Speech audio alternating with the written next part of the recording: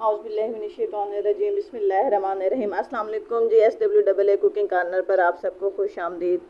उम्मीद आप सब खैरियत से होंगे जी। आज आपको मैं नमकीन कढ़ाई बनाने सिखाने जा रही हूँ। नमकीन कढ़ाई कैसे बनती है, खाने में बहुत लजीज होती है और सही तरीका भी गोश्त के खाने का यही है। यही गोश्त है जो हमारे जिस्म को सही प्रोटीन देता है और नुकसान का बायस नहीं बनता। नबी करीम सल्लल्लाहु अलैहि वसल्लम को भी ऐसा गोश्त बहुत पसंद था। तो आपने गोश्त साफ़ कर लेना है और उसके छोटे छोटे पीस कर लेने हैं। बहुत बड़े पीस नहीं करने, मैं आपको चेक करवा दूं जी। लाइक दैट पीस, इतना इतना आपने पीस कर लेना है। इससे भी छोटा हो सके तो ये चेक करें, इससे भी छोटा पीस मैंने कर लिया है। ठीक है, इसके अंदर आपने डालना है 1 टेबल स्पून नमक। आपने इस तरह छिड़काव कर देना है। ठीक है, ये तकरीबन मेरे पास है जी 2 किलो मटन। 2 किलो मटन की नमकीन कढ़ाई बनाने सिखाने जा रही हूँ। इसके अंदर ऐड कर दूंगी जी मैं 2 अदद लेमन जूस के चम्मच। लेमन जो होता है आपके गोश्त को सॉफ्ट कर देते हैं और जायका जो गोश्त का होता है माशाल्लाह जी उसके क्या कहने।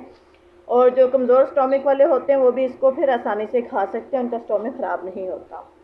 आपने ये ऐड करके इसके साथ बिल्कुल हल्का सा पानी के, जिस वक्त हम आग जलाएं तो उसके नीचे ना जले, बस इतना सा पानी काफ़ी है।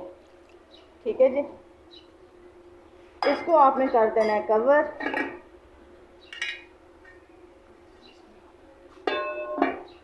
अब इसके नीचे आपने इतना फ्लेम रखना है जितना कि जी चावलों को दम लगाते हुए रखते हैं, और आपने 1 घंटे तक इसको उसी फ्लेम पर पकाना है। दरमियान में आपने कवर उठा के इसके अंदर इसको हिला देना है। मिलते हैं जी 1 घंटे तक बाद, देखते हैं कि हमारा गोश्त किस तरह बना है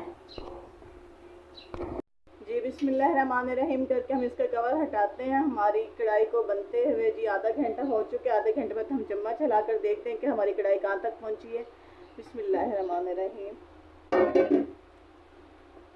अच्छा, लीमू की वजह से जो खुशबू है ना वो बहुत अच्छी है। अच्छा, आप इसके अंदर दालचीनी भी ऐड कर सकते हैं, उसकी खुशबू भी बहुत लजीज होती है। और अगर किसी को इसका भारीपन फील होता है तो दालचीनी की वजह से वो भी कम हो जाएगा जी। मज़ीद इसको कवर कर देते हैं। आप देख सकते हैं कि नमक की वजह से गोश्त ने खुद अपना पानी छोड़ दिया और ये इसी के अंदर ही जो है वो गल जाएगा। दोबारा से कवर कर देते हैं, फिर मिलते हैं जिससे ये तैयार होती है। लीजिए जनाब, हमारी जो नमकीन कढ़ाई है वो बनकर रेडी हो चुकी है।